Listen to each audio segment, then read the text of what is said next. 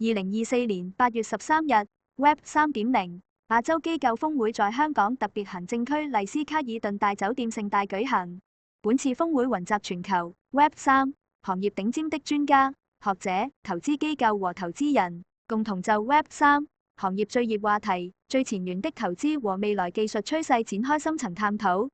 現代電視視頻專訪凌尚 CTO Howard Schultz 博士、凌尚 CIO Leon Lee 先生。據 TechEd News 報道，凌商協議作為峰會的鑽石夥伴受邀參與此次峰會，向與會嘉賓展示了凌商技術的靈魂特色，點燃了本次盛會技術創新的激情。凌尚 CTO Howard Schultz 博士及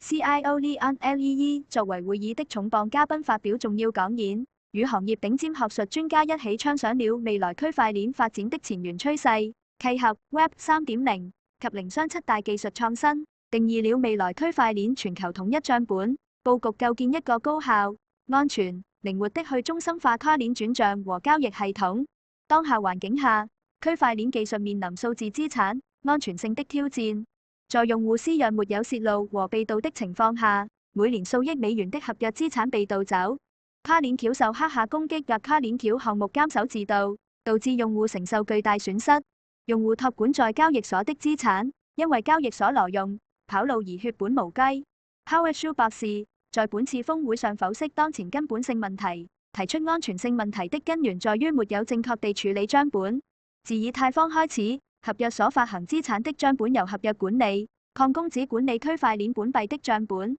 因此用戶的本幣資產是在用戶私鑰的直接控制之下，而用戶的合約資產是在合約的直接控制之下，而用戶通過合約間接控制自己的資產。任何合約都是一個中心化的存在，合約的帳本是中心化帳本，而非去中心帳本。這是在私鑰安全的情況下，即便合約的執行是去中心的，用戶資產仍然會被盜的根本原因。所有跨鏈橋都是中心化的，跨鏈需要在原端將資產轉入跨鏈橋方的錢包，在末端從鏈橋方的錢包轉出資產。一旦異端的錢包受攻擊或發生監守自盜，用戶即會遭受資產損失。用戶在交易所進行交易需要先將資產託管給交易所，因而存在被挪用的風險。針對全鏈資產自由流通中的價值孤島及安全性問題， Howard Schultz 博士前瞻性提出，解決這些問題的關鍵在於以去中心的方式管理合約資產、跨鏈資產和交易資產，因此需要提供一個能夠覆蓋這些資產的去中心帳本視角，從而達成本幣資產與合約資產的統一，本鏈資產與外鏈資產的統一，總帳本與分帳本的統一的區塊鏈統一帳本。凌商協議跨鏈有別於以太坊、L2、Polygon、Avalanche、BSC、Nerve Bridge 等傳統跨鏈橋及 Polkadot、Cosmos 傳統跨鏈協議，它遵守 FOC 協議的區塊鏈間跨鏈，資產可以直接去中心化、安全地從原鏈地址轉移到目標鏈地址，無需中間人或合約持有。這種跨鏈由礦工管理合約資產。目前區塊鏈資產交易主要有 CEX 和 DEX 兩種模式。CEX 即中心化交易所，用戶需將資產託管給交易所進行交易，存在信任問題和安全隱患，且有 KYC 要求，匿名性和隱私保護不足。DEX 即去中心化交易合約，採用自動造市機制，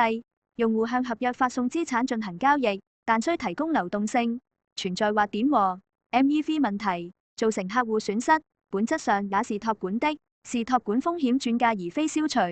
凌商協議架構了全新交易模式及非託管交易 NCX， 它兼具 CED 和 DEX 優點，用戶無需將資產託管給交易所就可以掛單交易。對於項目方，沒有高昂的上鎖費；對於用戶，無需交易所開戶，無需託管資產，資產絕對安全。沒有 KYC 高度匿名 ，NCX 無需。DEX 模式佔用大量資金，價格不因小額交易而劇烈波動，無滑點。MEV 凌商 NCX 技術核心是凌商的智能合約模式，沒有其他區塊鏈可以實現。NCX 明示合意智能合約是凌商技術的創新，採用 UTXO 模型，允許交易各方明確表達意願。他強調交易結果需符合各方預期，交易事項礦工可知，節點驗證交易結果是否符合各方意願，最終由礦工記帳一切。該合約模式有效避免了智能合約釣魚。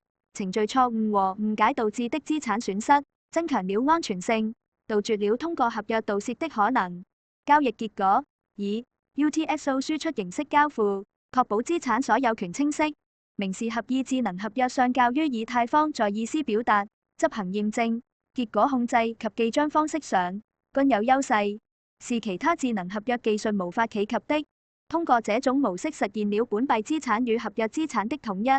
營商協議通過引入統一的資產定義 UAD， 實現了各類資產的一致化表達，因而礦工可以記錄來自其他區塊鏈的資產。在 FOC 網絡中，任一區塊鏈上產生的資產都可以被網絡中其他區塊鏈上的用戶或合約自由使用，這極大地提升了資產的流動性。多個區塊鏈通過 FOC 緊密連接，資產在網絡內部實現自由流通。FOC 網絡中，每個區塊鏈帳本都遵循統一資產表達方式，不僅記錄本鏈上的資產，還包括來自其他鏈的資產，從而實現了本鏈資產與外鏈資產的統一。營商協議使用鏈續價值傳輸協議 FOC， 鏈續是一個區塊鏈組成的網絡，是在礦工組成的網絡之上的一個網絡。每個區塊鏈網絡以去中心的方式記錄各自所管理的資產，而鏈續網絡則協調資產在不同區塊鏈轉移，從而保證每個區塊鏈所管理的分帳本與所有區塊鏈帳本所合併形成的總帳本是統一的。明示合意智能合約 UAD FOC 三項技術的結合形成了區塊鏈統一帳本。統一帳本技術實現了多鏈資產的互聯互通，構建了去中心化價值傳輸網絡，實現了資產的自由流通。營商協議已在中國境內、美國及歐盟多地申請專利技術，目前已推出錢包應用。隨着公鏈接入，更多的應用項目落戶零商，用戶基數必將大幅增加。營商協議定會實現其區塊鏈上 S.W.Y.F.T 的宏偉佈局。